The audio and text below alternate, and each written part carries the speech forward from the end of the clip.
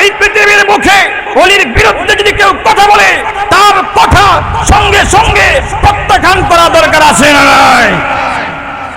জুরাইজ আল্লাহর ওলি, উনি আল্লাহর ওলি যখন হয়ে গেলেন, এরপরেও সমাজে কিছু এমন লোক আছে না ভালো মানুষের বিরুদ্ধে কথা বলে, আছে না নেই?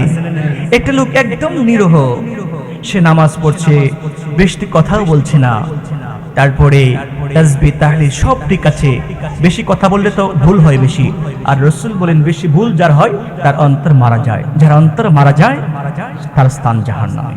এজন্য কথা কম বলাই উত্তম, ঠিক না ঠিক? তো সমাজে এমন লোক আছে না? আবার এই ভালো লোকের পিছনে কিছু লোক লাগছে যে তার যদিও চুপ থাকে মনে মনে গবেষণা অন্যটা আছে, এমন বলে কি বলে না? হ্যাঁ, এমনি দেখো কথা বলে না কিন্তু তার ভিতরে শয়তানি আছে, এমন লোক সমালোচনা করে কি করে না?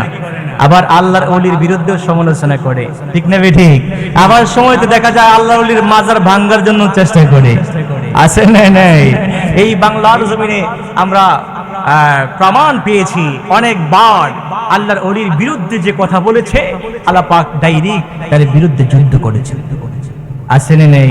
এক হুজুর বলেছিল লাঠি দিয়ে বাবা শাহজালালের মাজার ভেঙে দিবে, আমার আল্লাহ পাক বলেন আমার ওলি ওসিলায় আমি আল্লাহ পাক তোমাদেরকে ইসলাম দান করেছি। নবীর পরে স্থান হলো ওলির, আর ওলির বিরুদ্ধে যে কথা বলে আমি আল্লাহ পাক তার বিরুদ্ধে যুদ্ধ ঘোষণা করি, আর তুমি বলছো ওলির মাজার ভেঙে দিবা?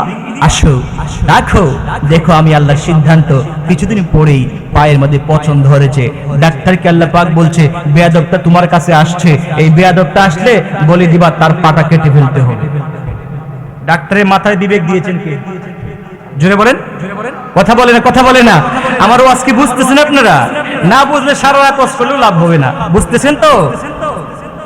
আল্লাহ পাক ডাক্তারকে বিবেক দিয়েছেন, এই বেয়াদব আসছে, এই বেয়াদবকে যখন বেয়াদবটা আসবে তখন তাকে বলে দিও তার পাটুকু কেটে ফেলতে হবে।